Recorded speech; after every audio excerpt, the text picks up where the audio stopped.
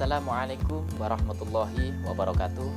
Berjumpa kembali dengan saya Pak Ridwan di dalam channel Muhammad Ridwan Junaidi. Dalam video pembelajaran kali ini Pak Ridwan akan menyampaikan materi tentang Allah Maha Suci.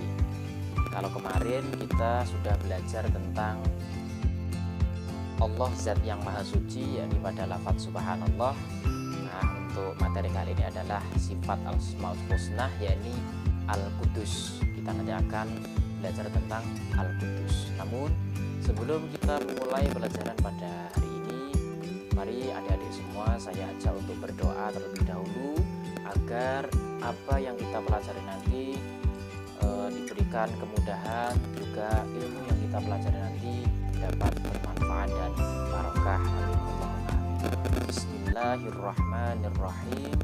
Rabbi zidni ilma warzuqni fahma. Amin amin ya rabbal alamin. Nah, adik-adik, mari kita simak pelajaran pada hari ini.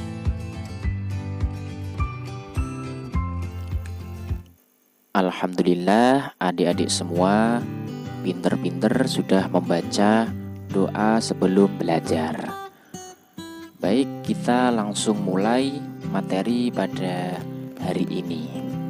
Asmaul Husna adalah nama yang baik dan indah yang dimiliki oleh Allah Subhanahu wa Ta'ala, yang semuanya berjumlah ada 99. Nah, kali ini kita akan membahas mengenai sifat Al-Qudus. Berikut adalah dalil tentang Al-Qudus yang tertera di dalam surat Al-Hasyr ayat 23 yang bunyinya, Bismillahirrahmanirrahim. Huwallahu alladzi la ilaha illa huwal malikul quddus assalamul mu'minul muhaiminul azizul jabbarul mutakabbir subhanallahi amma yusyrikun. Nah, adik-adik, kita semua harus meneladani sifat Allah, yaitu salah satunya adalah Al-Qudus, yang memiliki arti Allah Maha Suci. Artinya kita harus bisa mensucikan diri dan juga mensucikan nama Allah, karena Allah Subhanahu wa Ta'ala sangat menyukai kebersihan dan kesucian.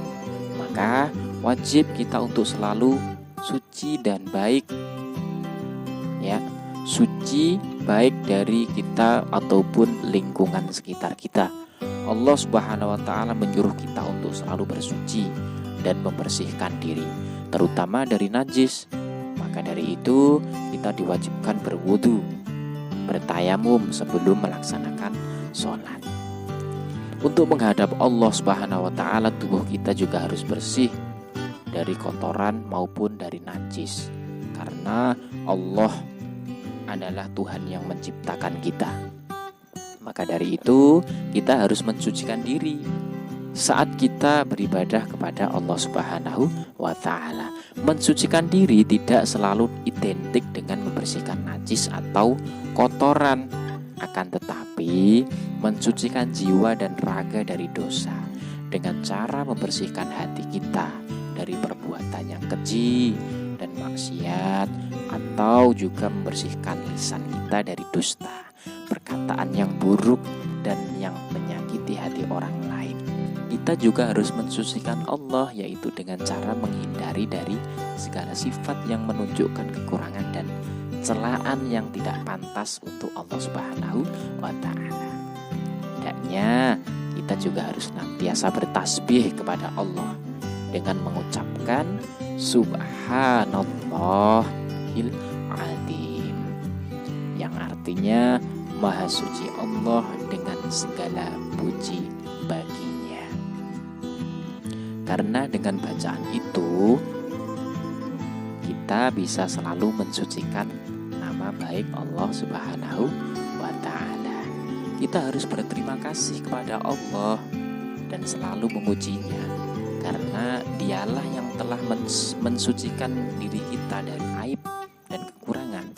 Walaupun manusia adalah tempatnya salah, lupa, dan selalu berbuat dosa, maka dari itu kita harus menjadi muslim yang beriman dan bertakwa.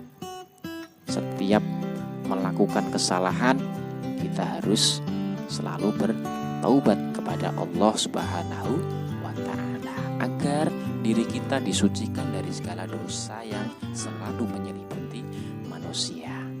Sekarang adik-adik, coba diperhatikan hikmah apa yang bisa kita ambil dari sifat Al-Qudus ini.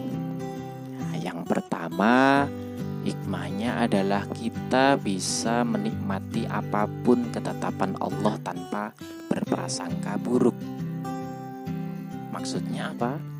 Maksudnya adalah Allah telah berjanji, aku sesuai prasangka hambaku. Nah, jadi berburuk sangka kepada Allah akan membawa malapetaka bagi kita. Kita harus tetap berhusnudzon atau berprasangka baik kepada Allah. Pasti nanti akan ada hikmah di balik setiap kejadian. Maka nikmatilah setiap kejadian sebagai sarana evaluasi diri. Yang terpenting, kejadian apapun yang menimpa harus mengubah kita menjadi lebih baik.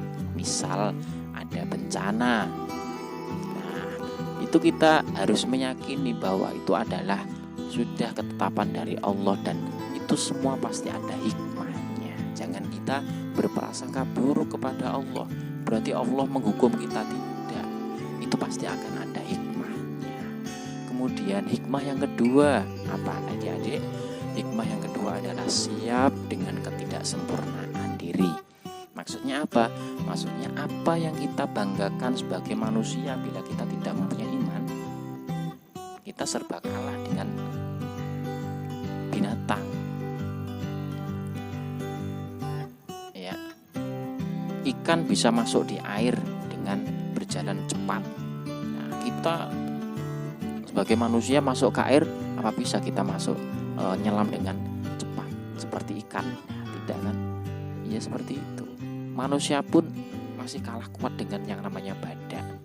Manusia juga kalah besar dengan yang namanya gajah. Hanya kekuatan imanlah yang membuat kita lebih tinggi dari makhluk apapun. Nah, mari kita lebih tinggi dari makhluk apapun.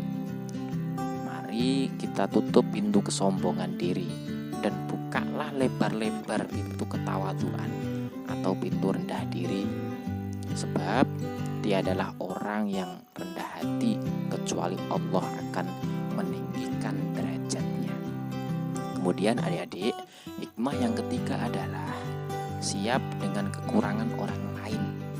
Kita harus siap menghadapi kenyataan bahwa orang terdekat kita tidak sempurna.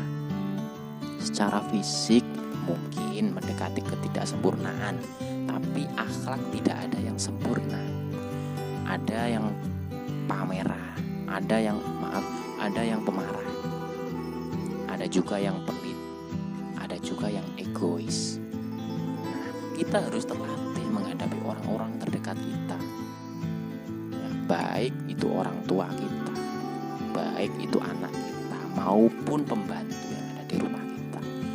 Kesiapan mental dari dalam menerima kekurangan dan keterbatasan orang lain, insya Allah akan membuat kita lebih bisa bersikap bijaksana.